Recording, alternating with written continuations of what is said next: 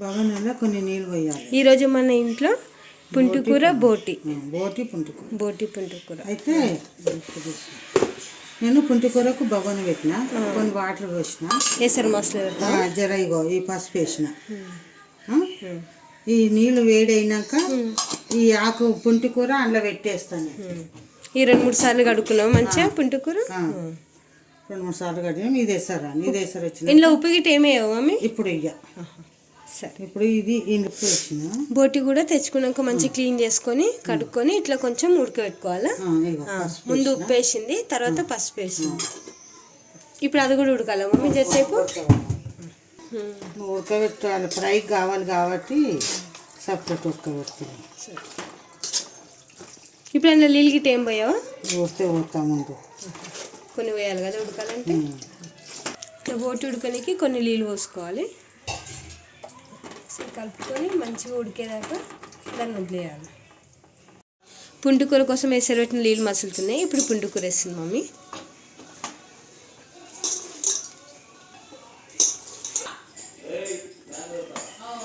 ఈ ఆకు చూడడానికి ఎక్కువ కనిపిస్తా కానీ నీళ్ళలో ఏం కానీ ఇట్లా దిగిపోతాం మొత్తం కిందికి ఒకసారి. ఇదంతే పాలకూర అంతే, కొత్తిమీర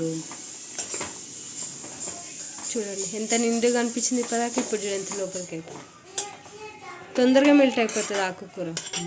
ఒకసారి మధ్యలో ఇది కూడా ఇట్లా కలుపుకోవాలి. ఇప్పుడు పుంటుకూర ఉడుకుతుంది. కొంచెం ఉడికినాక కారం ఉప్పు వేసుకోవాలి. కారం వేసుకుని ఉప్పు, ఎందుకంటే దీంట్లో కొంచెం వేసుకోవాలి. మనం బోటి పుంటుకూర కాబట్టి బోటీలో కూడా వేస్తాం కదా, అందుకని పుంటుకూరలో కూడా కొంచెం వేసుకోవాలి. అల్లం వెల్లిగడ్డ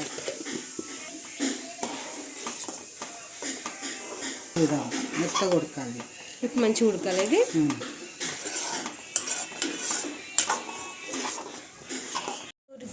పుంటు కూడా ఉడికినాక ఇట్లా మంచిగా రుద్దుకోవాలి. కొంచెము నీళ్ళు ఎక్కడ ఉన్నాయి, ఎందుకంటే మనం బోటి వేసి కూడా ఉడకబెట్టాలి కదా, అందుకని కొంచెం వాటర్లోనే ఉంచుకోవాలి మంచిగా ఉడికేదాకా.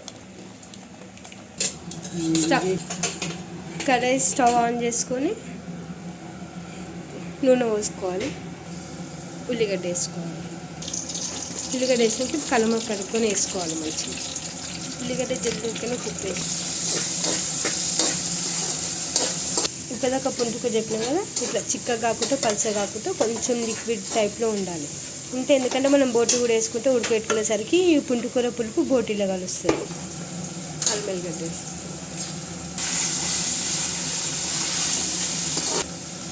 పసుపు వేసి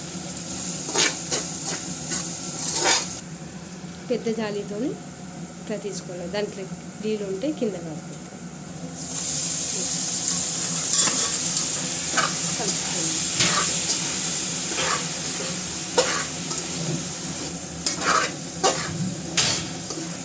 ఇప్పుడు కారం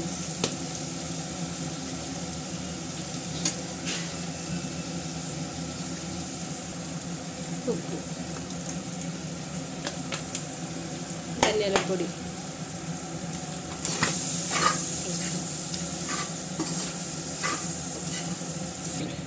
ఫ్రై అయింది కదా, కొంచెం పక్కకు పెడుతుంది. ఇప్పుడు ఫ్రైకి కొంచెం తీసాక మనం పుంటుకూరలు వేసుకొని కదా, అది ఇందులో కొంచెం టమాటా వేసి ఉడకవేస్తాం. టమాటా వేసినాక ఇంకోసారి ఇట్లా కలుపుకోవాలి. ఇప్పుడు అది ఉడికినాక పుంటుకూర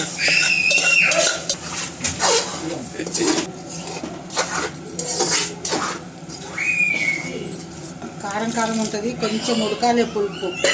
పులుపుల బోటి ఉడకాలి. ఉడికితేనే టేస్ట్ వస్తుంది. లేకపోతే కారం కారం అది ఉంటుంది, పుల్లగా ఇది ఉంటుంది ఉడకకుండా. ఇది అడుగు పడుతుందని కొంచెం వేసిన వాటర్ దగ్గరికి అవుతుంది. ఎందుకంటే పుంటుకూరలో బోటి ఉడకాలి కాబట్టి కొంచెం బగోన ఉడకబెట్టిన నీళ్ళు కలిపేస్తే దగ్గరకు ఉడుకుతుంది. ఇది దగ్గరికి అవుతుంది మంచిగా.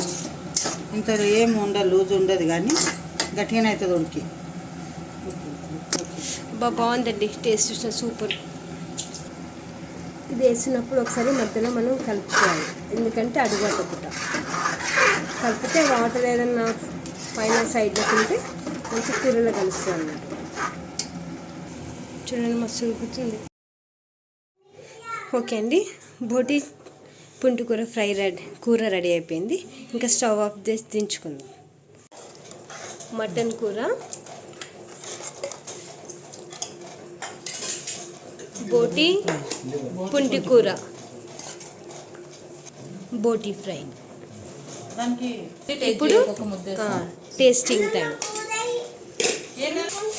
ఇప్పుడు డాడీ రుచి చూసి చెప్తాడు మనకి ఎట్లుందని. ఎట్లుందని? బాగుందా? కొంచెంగా పులుపు కూడా అంతే సరిపోయిందా? ఇప్పుడు మటన్ టేస్ట్.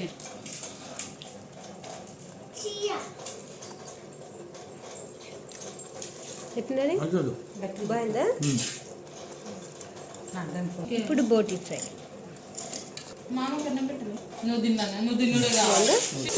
ఓకే అండి, మీకు కానీ పుంటికూర బోటి ఫ్రై, మటన్ కూర నచ్చినట్లయితే లైక్ చేయండి, షేర్ చేయండి, సబ్స్క్రైబ్ చేసుకోండి. Thank you for watching.